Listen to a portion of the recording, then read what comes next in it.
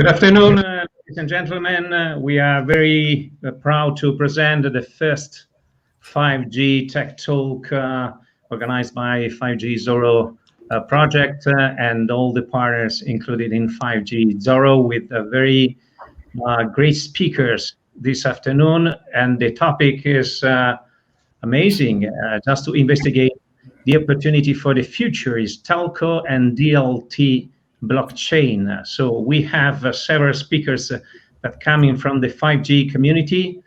Here you see the speakers. I represent just a while. Then starting from Thomas Spencer, business development at R3 Corda. Welcome and join our Tech Talk. Thank you so much, Thomas. Thank you for having me. Michele Nati, again from London, join the Tech Talk. Michele Nati is head of Telco and IOTA Foundation. Thanks to you and to the IOTA community, because we have received a very great impressive results in terms of visibility and impression in Twitter. Thank you so much. Thank you. Thanks for hosting us. May I ask you why this kind of interest about the 5G Tech Talk? Me or the foundation, the community? I think they see a good match between IOTA, Internet of Things, that 5G is actually supposed to enable even more pervasive connectivity with Internet of Things.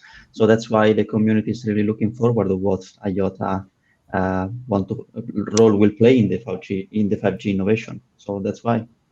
Okay, thank you so much. We go in Israel where Arthur Berger for IBM. Thank you to join the Tech Talk today. Thank you so much. Can you hear me? Yes. Hi. Thanks for having me and inviting me to this talk. I'm from IBM Haifa Research Lab, primarily focusing on research around blockchain and blockchain platforms, and being one of the maintainers and contributors of a Hyperledger platform, a Hyperledger Fabric platform, and I'm really enjoying being part of this panel. So the best welcome to you, Artemis. Shalom, right? Yep. Thanks. Okay. Thank you. And we go to Malta, to La Valletta. Very interesting presence, in my opinion, because when you are able to discuss with a very great stakeholder, with an authority in Europe, is really interesting. So from the Malta Communication Authority, Antoine Chiveres. I don't know how they got good afternoon in Maltese language, but I welcome you and very proud to join the 5G Tech Talk. Good afternoon. Thank you, Andreas. My pleasure to be here today.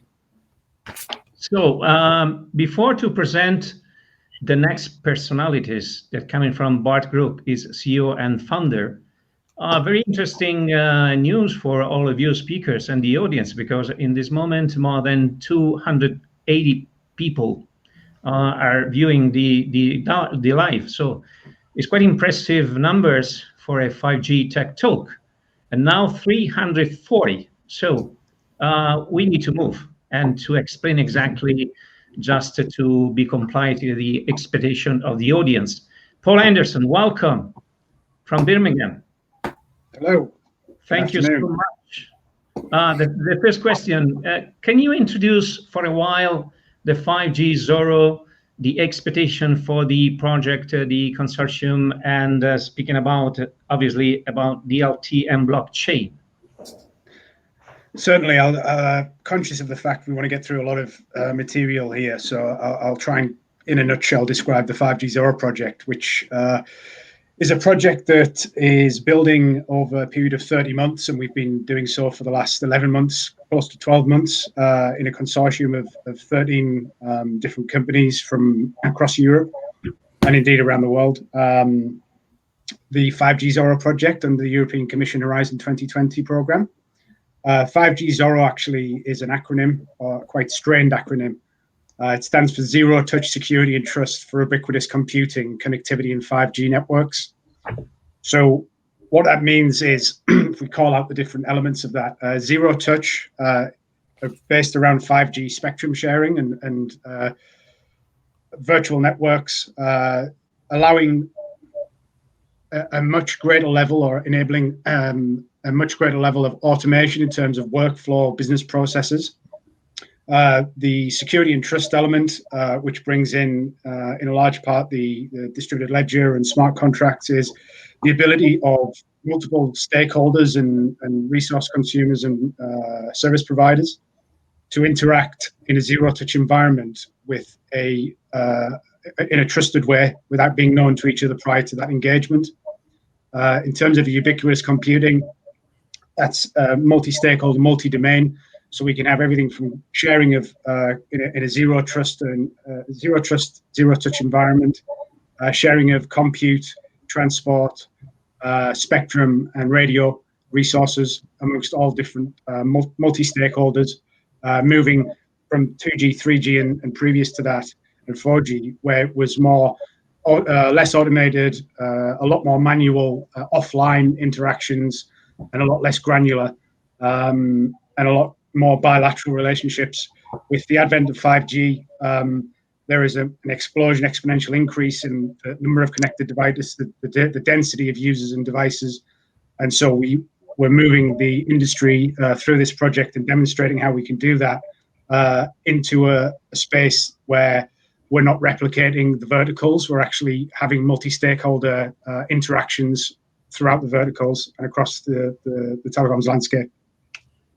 Thank you, Paul. So a very interesting challenge. I assume that blockchain allows a completely new set of applications with a variety of new business model.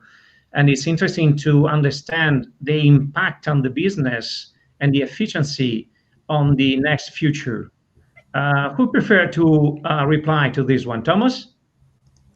Yeah, I'm very, very happy to. Thanks for the question, Andre. So I think the opportunity is incredibly exciting for the development of decentralized applications, leveraging blockchain technology within the 5G kind of ecosystem. As you say, it requires entirely new set of applications to be developed. The very nature of the technology requires that, and it's been incredibly exciting over the last few years to see the ecosystem of you know, all the way from startups and small firms all the way up to the largest technology providers developing different applications, and indeed the convergence of those different use cases and different technologies coming together, whether it's looking at the convergence of blockchain and IoT connectivity, or whether it's you know, the convergence of industries, looking at industries such as healthcare, telecom, supply chain tracking, and all those kind of capabilities which are coming together.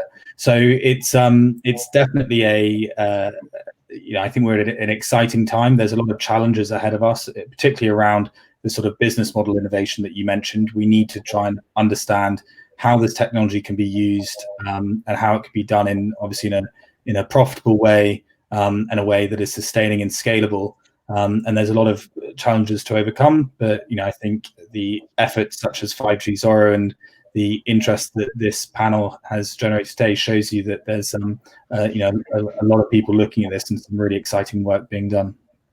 So I understand that is cheaper, secure, and proof record for transactions. Michele?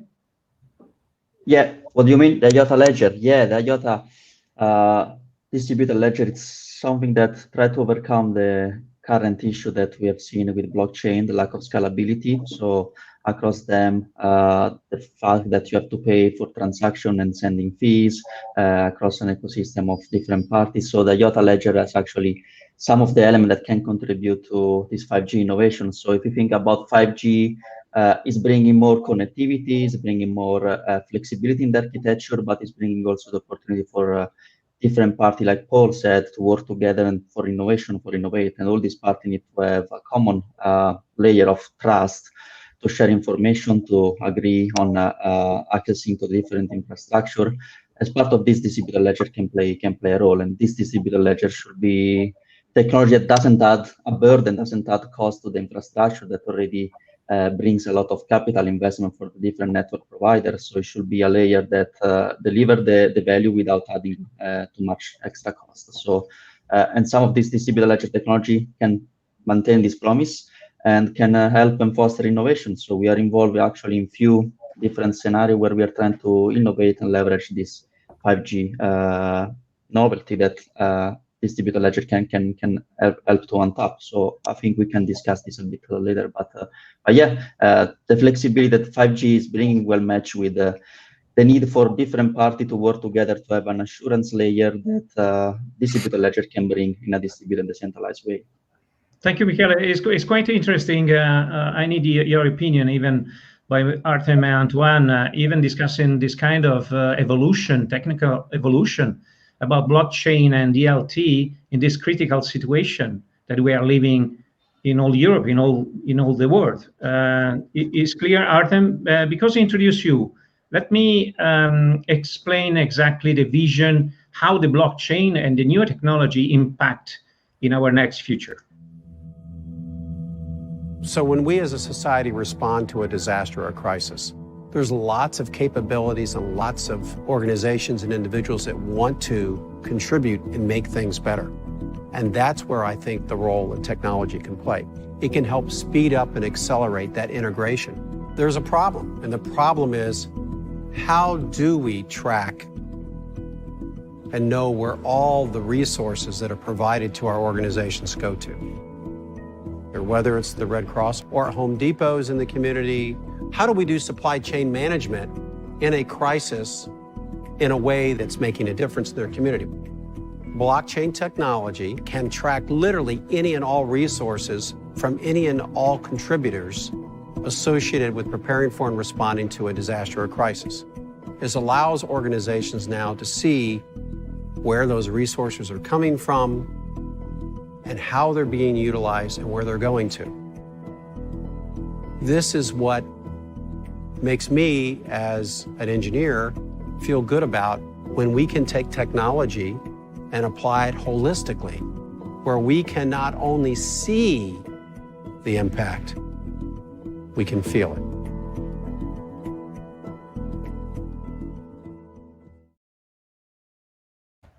So Artem is a very good example just to realize what kind of moment we are living and how the new technology and DLT and blockchain could impact. Artem, can you hear me?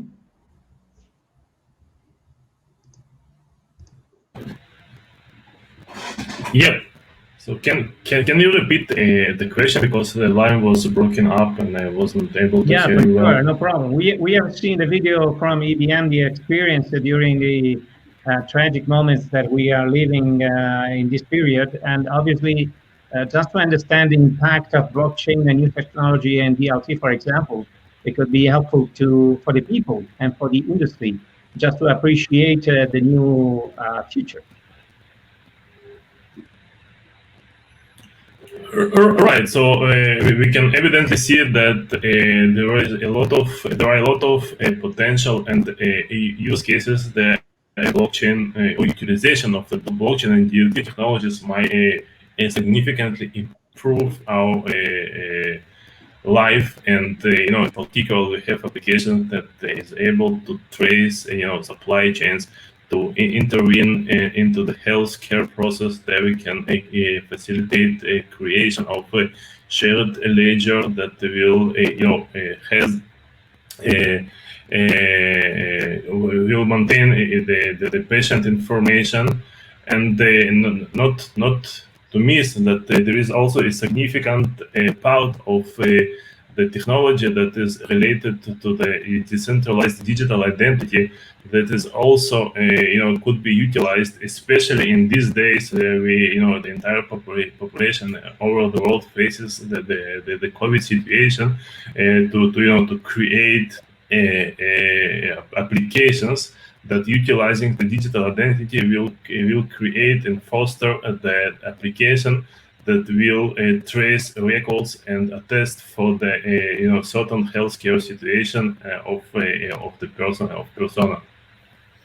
Antoine, you have a very special point of view as a communication authority. So what is your point and how the authority could drive this kind of evolution in the next future? In fact, the video which you just have shown here is very, let's say, contextual within the COVID-19 pandemic and the challenges that many authorities across Europe and indeed across the world had to cater for. COVID-19 created, as you know, increased demand on the communications infrastructures, telco infrastructure, as people went to work from home, as people depended more on e-commerce. And one of the, let's say, principal challenges is making sure that enough spectrum, which is a scarce resource, is allocated to where it is most needed at any one point in time. And one interesting, let's say, viewpoint or facet of what we are doing in the 5G ZORRO project is the dynamic allocation of spectrum over this platform, which will be driven by DLTs, by distributed ledgers. It's an innovative technology is being applied perhaps in an industry which has been established for many years with very clear regulatory regimes. But indeed, it does have potential because blockchain has some interesting attributes which complement regulation, like ensuring level playing field, non-discrimination, etc. So thank you so much.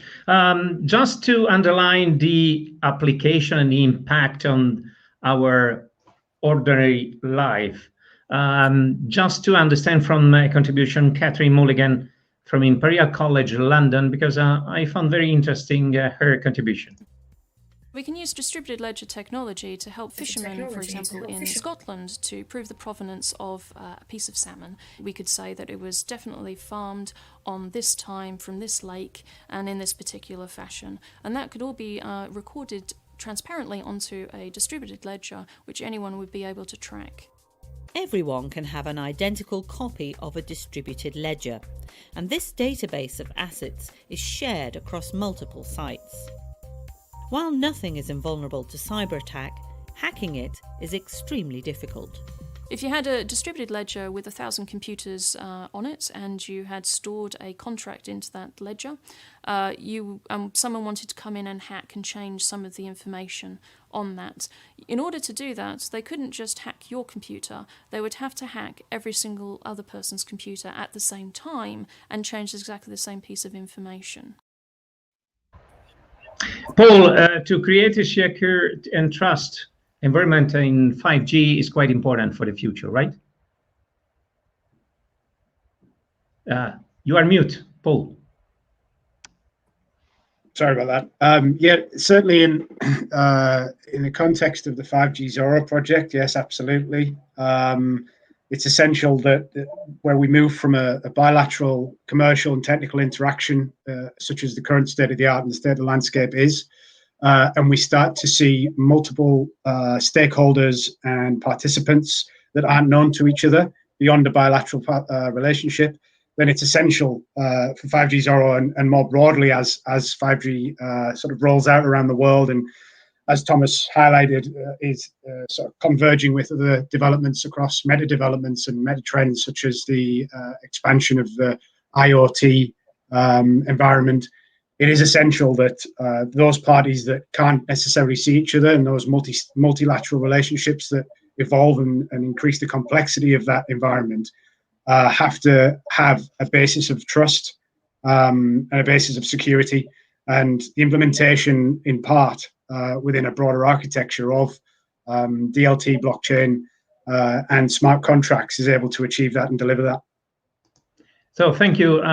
First of all, congratulations, speakers, because we have now 500 viewers enjoying the live, and we have several questions. So I asked to reply to this one from Naples, Giovanni. Hi, Giovanni. Who is able to reply to Giovanni, please? Thomas? Yeah, I'm very happy to talk about this around the scalability of blockchain architecture. I'm going to talk, pretty straightforwardly. I'm not a technologist. I'm not an architect. But through my role at R3, I've been involved in a lot of projects that where scalability has been a fundamental concern of users of the technology.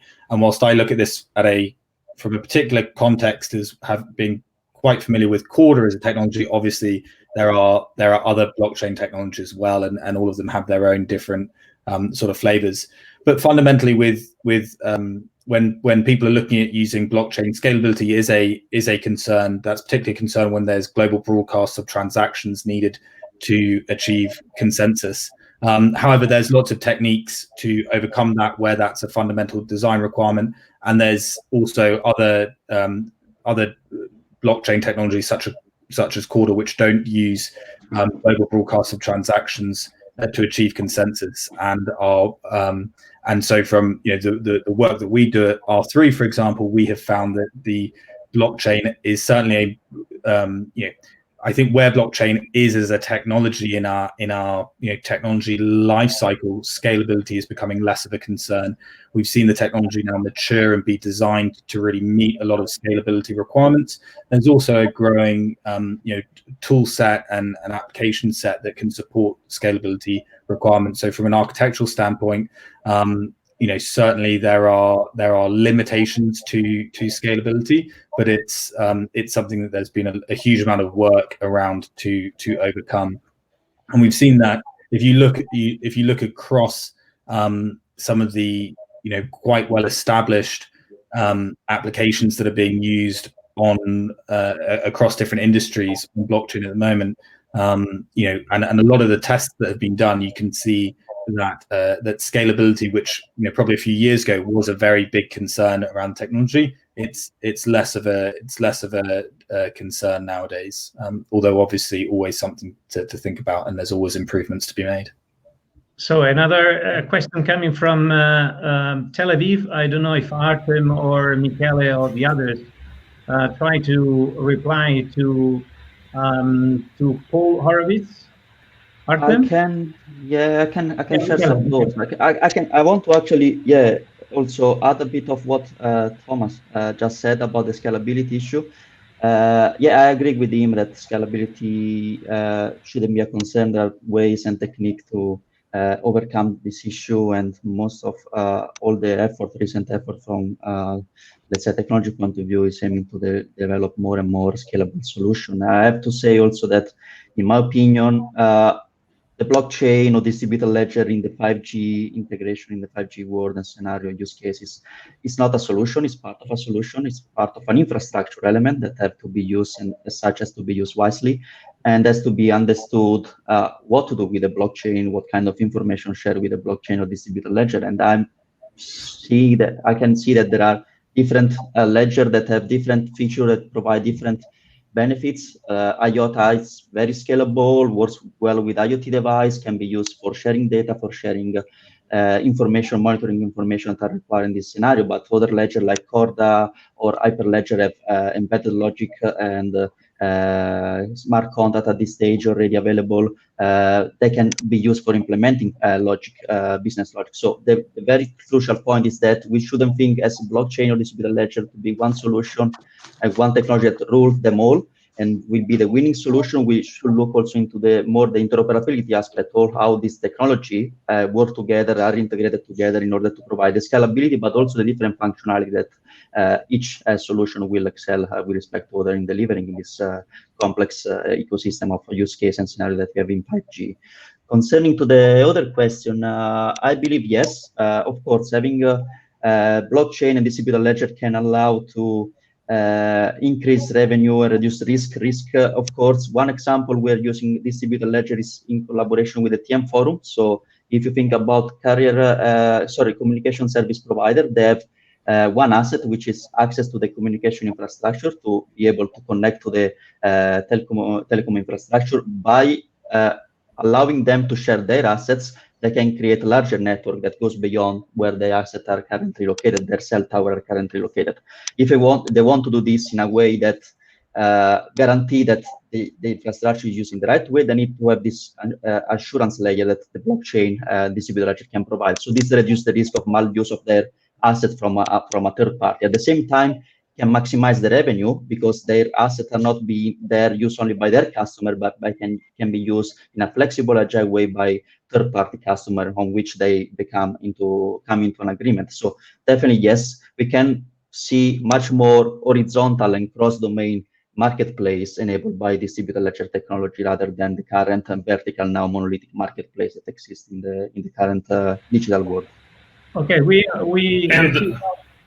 please, Achim. I just wanted to stress out that I do agree with Nati about his observation, and just would like to stress that the revenue increase came out of the way that DLT technology will allow to automate and reduce the operational cost while connecting mutually distrusted parties involved in these verticals, and also by reducing the risk, it will implicitly lead to the revenue increase, because the overall overhead that currently present will be reduced by means of utilizing the blockchain technology, in particular an ability to embed business rules into the smart contracts or chain codes in case of Hyperledger Fabric.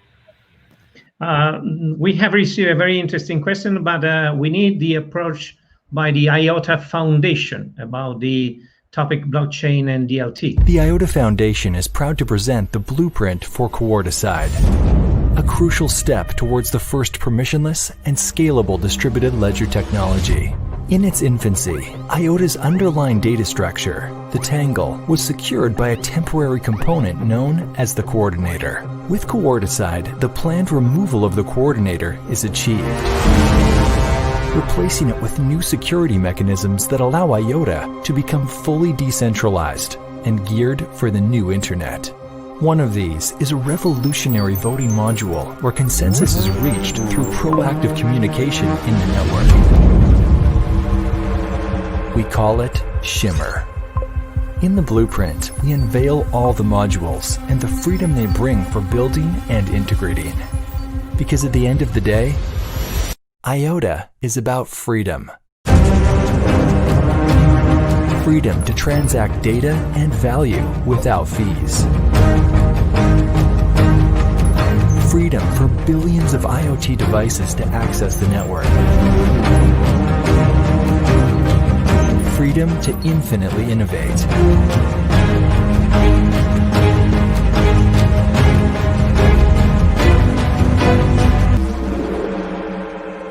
IOTA, infinitely innovative.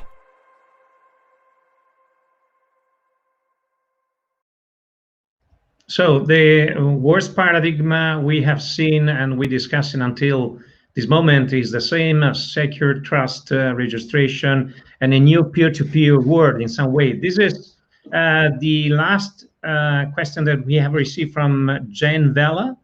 So who are able to reply to Jane? Thank you, Jane, to join the 5G Tech Talk organized by 5G ZORRO. Who are able to, it's a very quite interesting, I'm sorry, I'm only a TV journalist, so I'm not able to reply to a very strange language in this sense. So maybe I can take that. Who is the volunteer? It does take, it does refer to regulatory work. Yes. 5G, maybe more than previous mobile technologies, is bringing changes to the mobile industry's business models. Traditionally, the mobile operators were the key players, and spectrum used to be assigned exclusively to them, let's say. But 5G opens up many new opportunities for the vertical industries in health, transport, manufacturing, to access spectrum and use the 5G architecture to drive their connected devices. And from that perspective, obviously, there will be greater demand for spectrum, which, as I mentioned previously, is a scarce resource. So the challenge in the evolution of 5G is to ensure that the spectrum is being assigned to the actors within the market that are effectively using it and benefiting from its use. A platform like the distributed ledger architecture being explored in 5G ZORRO would allow essentially multiple players to participate including the vertical industries, onto the platform, and dynamically request through the platform and using smart contracts the availability of spectrum for use at a particular place, maybe in a particular time. This dynamicity is what would make, let's say, spectrum resource efficiency increase, given the new complexity and the new dimension of the number of vectors in 5G. I have a question for Paul that coming from, I don't know who, we don't have any kind of identity. Paul, may I ask you to reply to this question if it's possible? Thank you. How will data access technologies be organized to address future requirements? Yep. I'm not quite sure how to take that question. It's quite very, very broad with lots of different interpretations. I'm going to assume that data access technologies is referring to blockchain and other DLT data structures. And in terms of the access to them through smart contracts, I don't know. I'm going to take a stab at this in my own interpretation. So I'm going to go back to what we highlighted previously in one of the other answers. Interoperability is going to be a key element of this between all the different environments. There's going to be a lot of different solutions that are more appropriate in each case, in each use case, for each sector, subsector, for each domain. I think that there's a lot of work done, not just around scalability, which is one of the initial challenges that the technology faced and has overcome to the greatest extent. But also there was a lot of the fact that there was a lot of distinct environments built around different data structures, broadly referred to as distributed ledger. There was a lot of questions around interoperability. But again, I think the same way that the proponents of these new, well, not so new now, maturing technology environments and solutions work to address the scalability issue. So the element of interoperability is also not yet been overcome, but it's been advanced. The challenge is not so great anymore. So interoperability between different DLT environments is going to be an important part of that. As I said, that's the answer I'm going to give because I couldn't really. Okay, don't worry. I see a conference, a contribution coming from Bettina Warburg during a TED conference on blockchain. And she said, we need to eliminate uncertainty to create value. Is correct this kind of approach in this challenge? Of the silence, it means that is okay. Well, yeah, I think yes. I mean, it's an obvious statement to make. I think businesses, particularly large global organizations dealing with critical data and critical processes, uncertainty is a killer for them. When you're dealing with new and innovative technologies and projects like 5G ZORRO and DLT smart contracts, workflow automations, and all these kind of things, there is an element of certainty that you will never get because we're going into new areas of innovation, novel technologies. But yeah, I think that's right. The more we can work as proponents of these technologies and these new systems to mitigate that uncertainty, the more likely we are to see broad global adoption across a lot of different sectors, including and particularly in the telecom space. Any additional comment about this? Thomas. Yeah, I just echo what Paul said there, and one of the reasons why we've seen so much interest in blockchain technology and strong adoption of it is because of its the fundamental kind of architectural ability to create trust with non-trusting parties. Of course, when we're looking at how that is deployed within an enterprise scenario, exactly what we mean by trust between parties can be very different, whether it's just trusting how you record data to trusting the logic that is applied to data to trusting who if an actor is who they say they are, or different boundaries like geopolitical boundaries as well. So that creates an amazing opportunity in that the technology can be applied to an incredibly broad range of use cases and scenarios. With that comes a challenge of exactly where is the most appropriate use cases, what are the use cases that really align best with companies' strategic objectives, whether it's in rolling out 5G technology, actually being using the technology as an infrastructure enabler, or in trying to actually develop new products and services that can be used. So I think that's particularly interesting. Is now I think we're really deep in the weeds of seeing. We understand what the technology can do. We're now very much in a stage of trying to work out where exactly it's going to be able to deliver the maximum benefits for users. In the last day, during the promotion of 5G Tech Talk about telco and DLT and blockchain, we have the announcement, even the participation of Louisa Gregory from CBAN, a very great organization speaking about blockchain. Louisa, unfortunately, is not able to join the Tech Talk Live today, but we have just a film, an interview, just to see and to show you, just to represent the contribution coming from Louisa Gregory. If it's possible to see the live, just a second. No, not for the moment. So we see just the approach from the R3 Corda and blockchain, and then Louisa.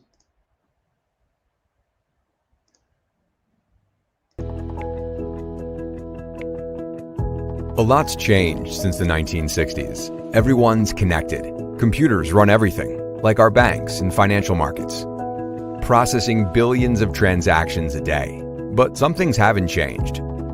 When Bob wants to make a transaction with Alice, they each need people to record the transaction, then validate it, then check what the other side recorded, over and over, each time something changes. That's a lot of people and a lot of work, all just to make sure that, in the end, what Bob sees is what Alice sees. What if there was a simpler way for everybody? Well, now there is. Distributed Ledger Technology, DLT.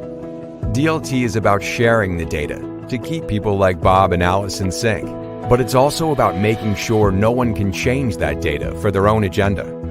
There's a lot of DLT products out there looking to share data on blockchains, which are neat, but problematic. On a blockchain, everybody gets a copy of every transaction. That's a lot of duplicate data, and it's hard to scale to meet the world's needs. There's also privacy to think about.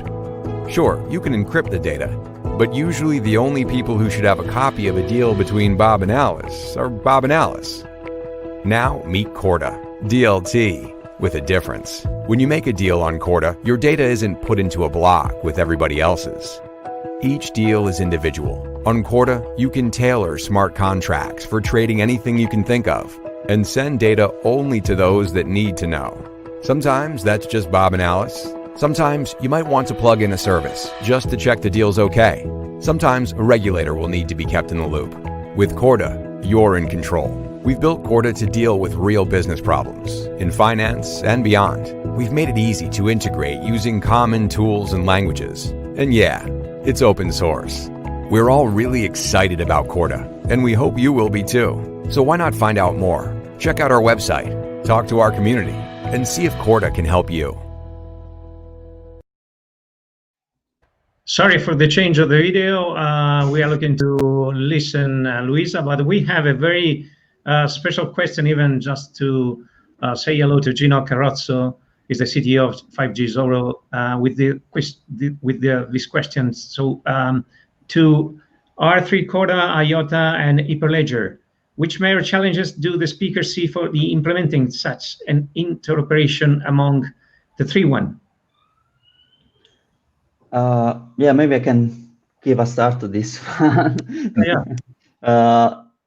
And link also to the previous one. I think the main issue is actually what you want to make interoperable is the technology, is the possibility to start a transaction from one ledger and use the transaction on another ledger. I would say that this kind of interoperability issue, the last one, since we are not talking about currency and payments like the initial original use case that were proposed for blockchain, we are mainly talking about information. Probably that's less of a concern in this kind of industry, unless we can, we don't need to be sure that one continuous flow of information goes from one ledger to the other. But definitely, I mean, what we have to identify standard interface, standard data format, standard APIs to work on, and definitely the need to work together to collaborate into this innovation framework. For instance, the TM Forum is providing one of these collaboration framework where actually IOTA and Corda are part. So collaboration is the key, is the element of working together, identify the different role of the different ledger where each ledger can play an added value is the most important part, and then agree and then be able to identify the standard interface that help this ledger to work together. Thomas? Yeah, I think Michele made a fantastic point there, which is when you want to implement a blockchain technology, you obviously need some kind of you need your user group to come to an agreement about what exactly they're going to be using it for. What is the contract that you're going to be executing? You know, if it's minutes, how are you recording those minutes? How are you sharing those minutes? What are the standards around that? You know, that's a pretty straightforward example. If it's, you know, identity, what are you agreeing around the data standards for that, or the systems and the processes for it? And then I think also there's also the factor of you know, it's not just about people bring up a lot on these calls the need to interoperate between DLT types or blockchain types, you know, Corda, IOTA, and Hyperledger, 3 examples here, and that's obviously, you know, very important, and it's always going to be a requirement.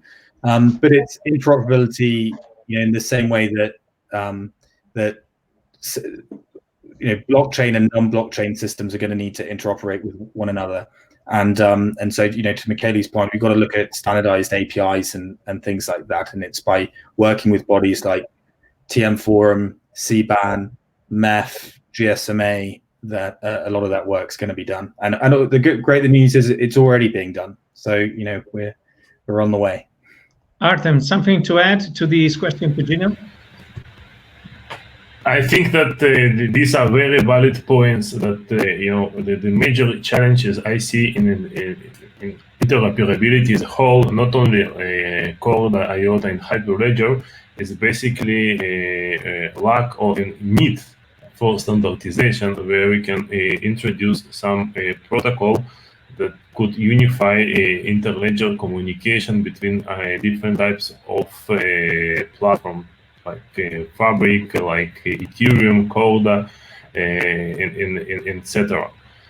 So that's, to me, it's very crucial part that you know, has to be implemented and defined. And also, I think it was mentioned earlier, the interoperability among different ledgers implicitly requires that there is a need to be able to recognize identity that is you know, part of one ledger, however is not part of the other ledger. So there is also some cross-cutting concern of identity being able to move between different ledgers, and that's also a very crucial and important part that has to be considered while you know, working on interoperability between all of these platforms. So another question coming from Basileios Theodorou, Kalispera, and Efkaristo. This is the question. Paul, Antoine, it could be possible to reply just to understand exactly the question received from Basileios.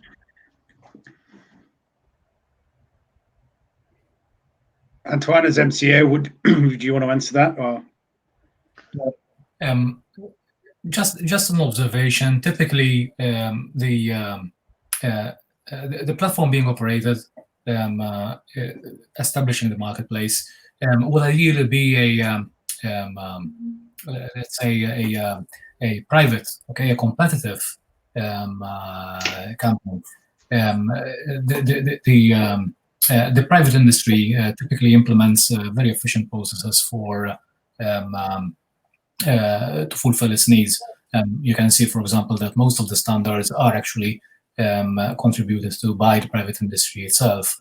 However, obviously, as correctly mentioned here, there would need to be some governance structure in order to identify membership towards the platform and aspects like know your customer processes, etc.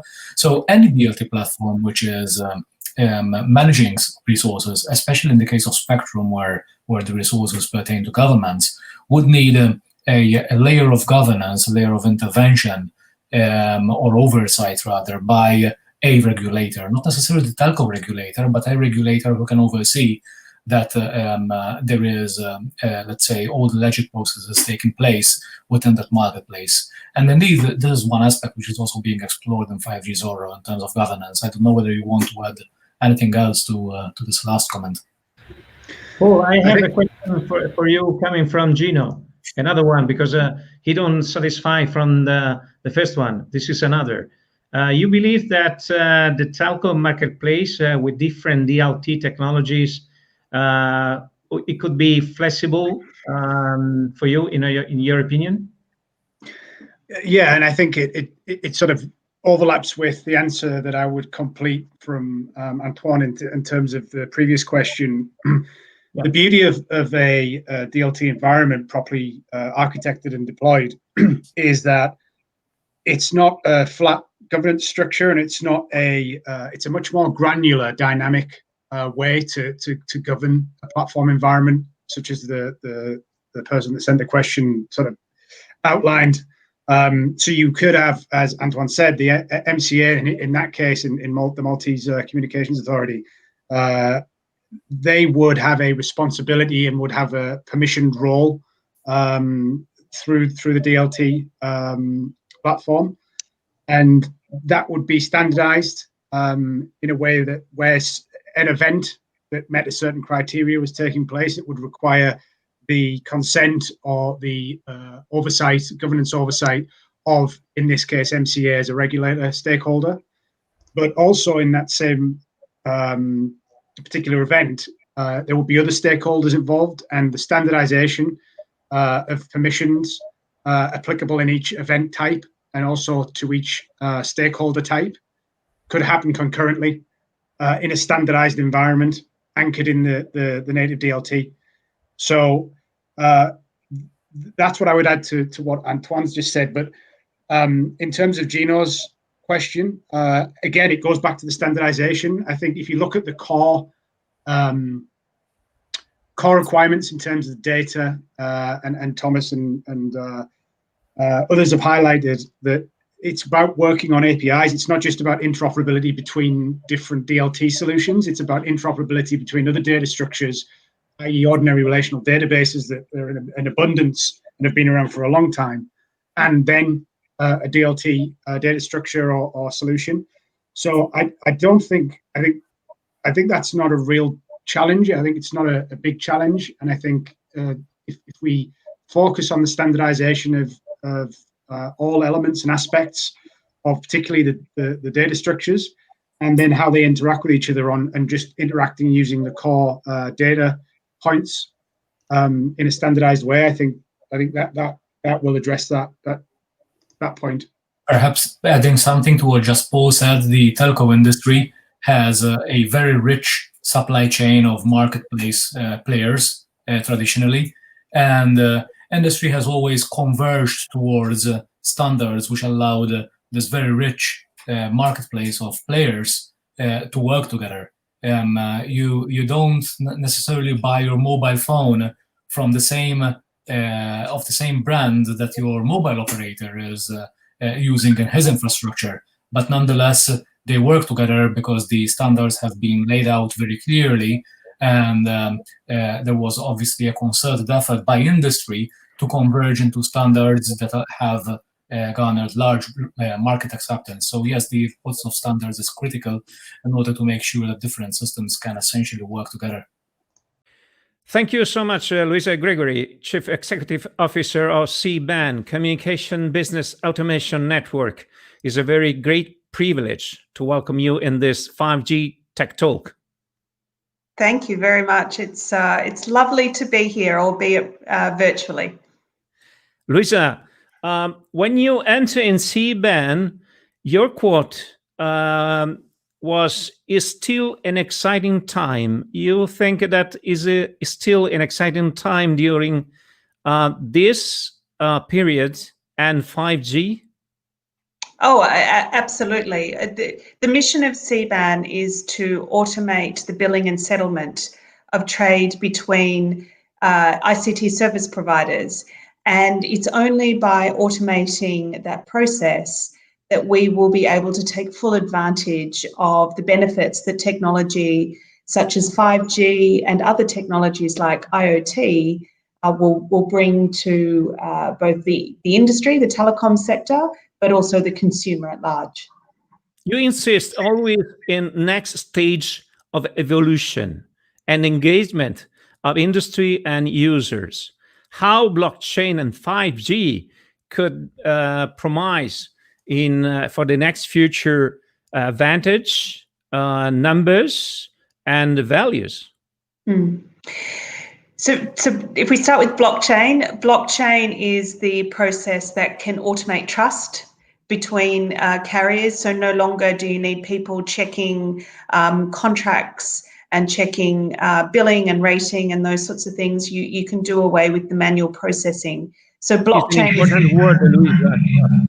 Trust, absolutely. And whilst we all do trust each other as humans, sometimes mistakes can happen as well. So the blockchain is a technology that can automate that trust and allow us to process things much quicker. 5G is a technology that will enable more people to connect and be productive. It will touch more people in terms of accessing a broader range of technologies. If we think about things like autonomous vehicles and smart cities, 5G is the enabler behind that. I would also argue that 5G is fast becoming the thing that will allow more people to work remotely in the changing world that we're seeing as a result of the global pandemic. Luisa, may I ask you some advantages of 5G and blockchain for telecommunication and for the industry? So 5G is just a far superior technology. The processing time that you get from 5G is absolutely superior. So automating some of the things that we've only dreamed of doing up until now is definitely possible with 5G. Although I do have to confess, I'm not a 5G expert in that regard. Blockchain, however, is really foundational in terms of some of our automation work. That, when we combine it with things like APIs, can become game-changing for the industry in terms of how we connect, how we settle, and how we agree on processes moving forward.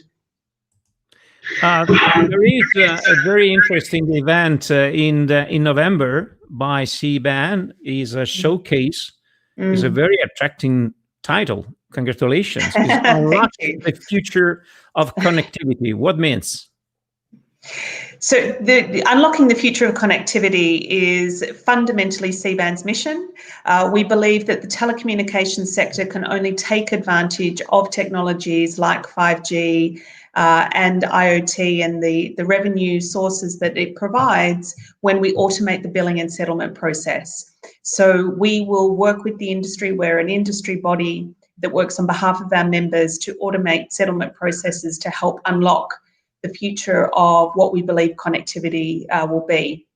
And the showcase in November is bringing together our ecosystem, our members, our technology vendors, as well as other industry bodies such as the MEF, the Metro Ethernet Forum, the GSMA, and the other groups who we are collaborating with to make sure that we're working together to improve the entire end-to-end processing for the telecommunications sector.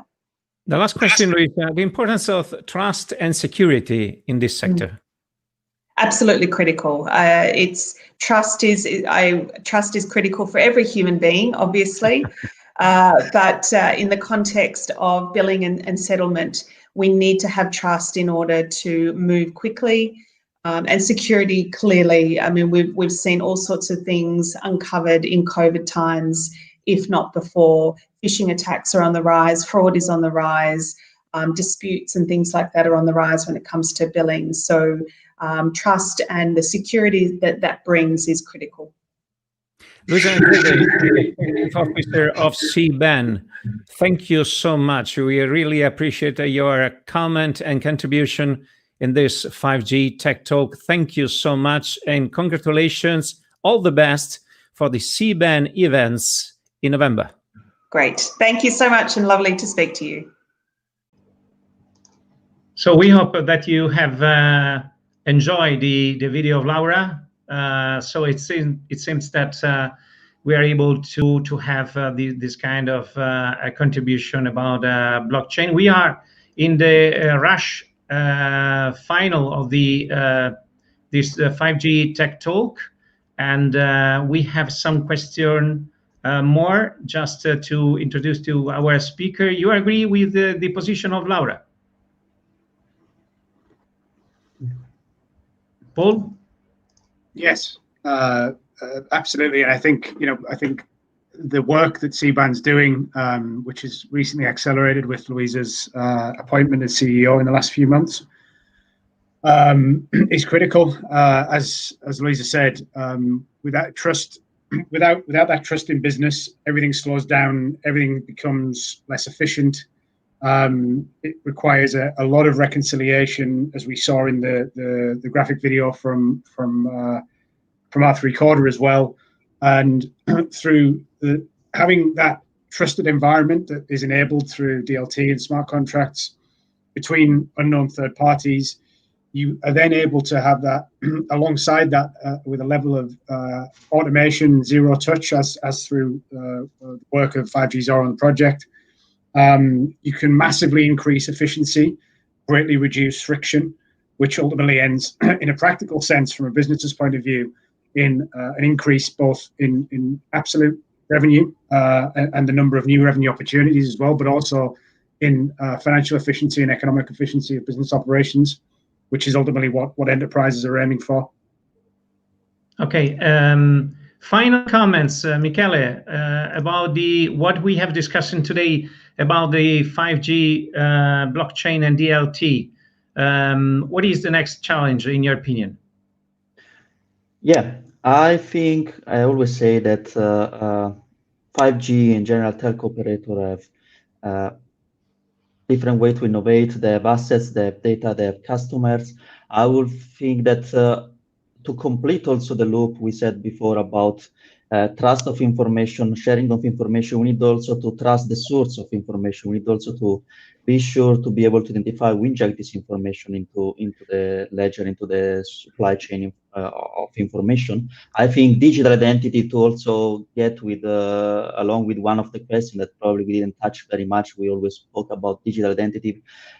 Digital identity and decentralized digital identity is something that also distributed ledger technology can enable identity from one network operator to be moved across the overall network connectivity and give identity to Internet of Things device and enable more secure and accountable supply chain. So definitely see the role of mobile network operator in a decentralized digital identity is something that I would see one of the next challenge we should focus on for innovation in 5G and telco.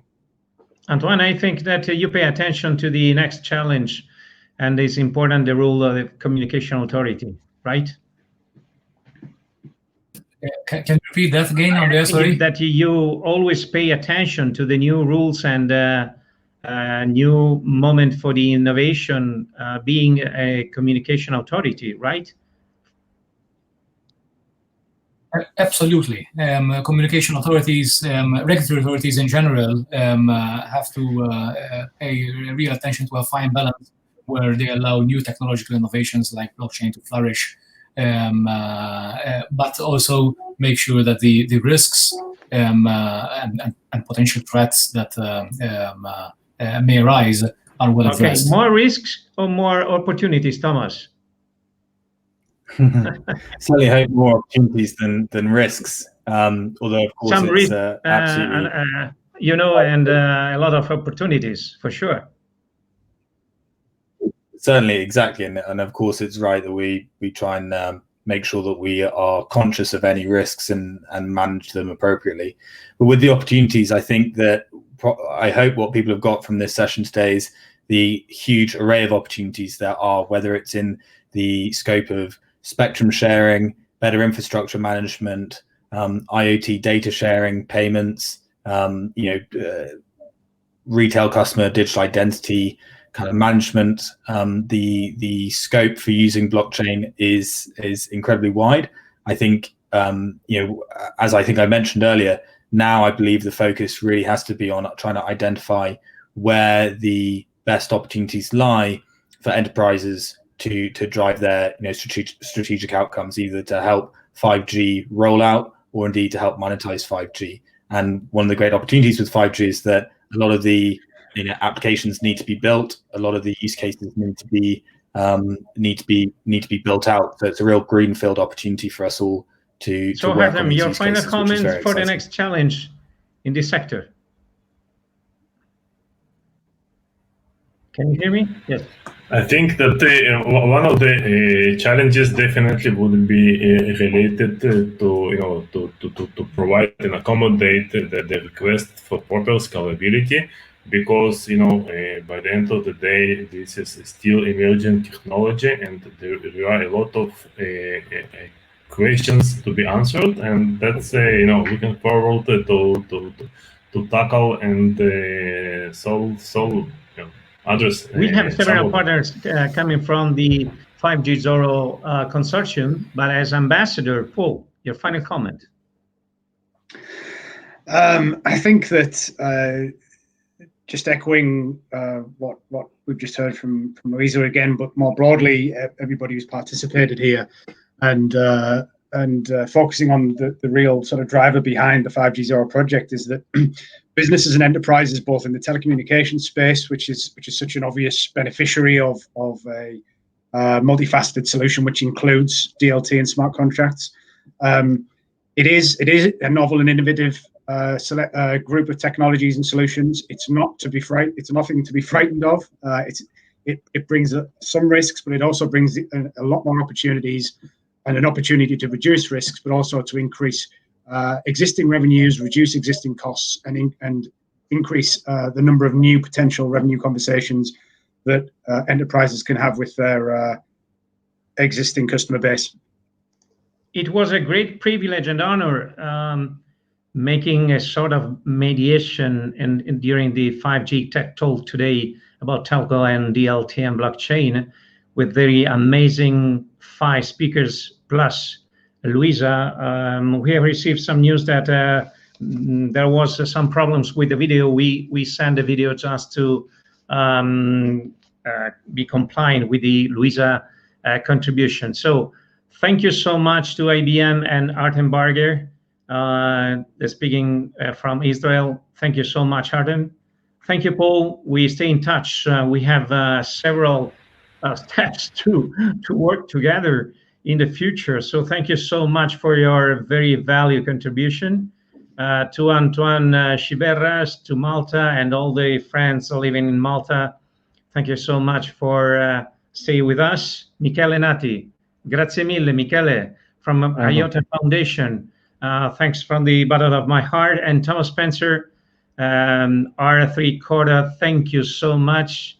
It was a very great pleasure, and congratulations for the results, because in terms of audience, we touched 540 people viewing, And now we close with 300 people viewing the 5G Tech Talk. So we schedule another Tech Talk for the future for sure, speaking about 5G ZORRO. And we finish with Martin Taylor from BARTR, just again to remember blockchain DLT opportunities and what is 5G ZORRO. Thank you so much, gentlemen. It was a great pleasure. Have a nice day. Thank you, you too. Thank you. So one of the interesting things about 5G is that we not only envisage long-lived networks like we're used to today, like 4G, the networks around for months or years at a time.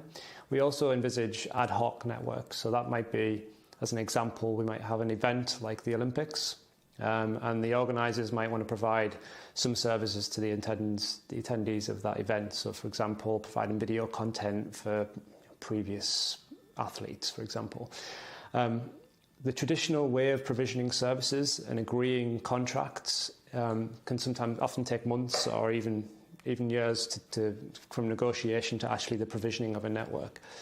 That's not going to work with 5G and having these ad hoc networks.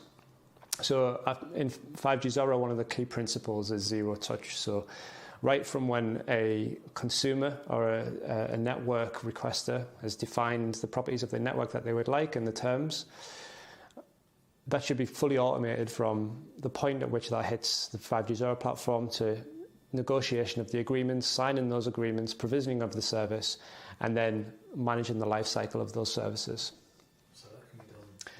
So that could be done within hours or even minutes rather than months or years.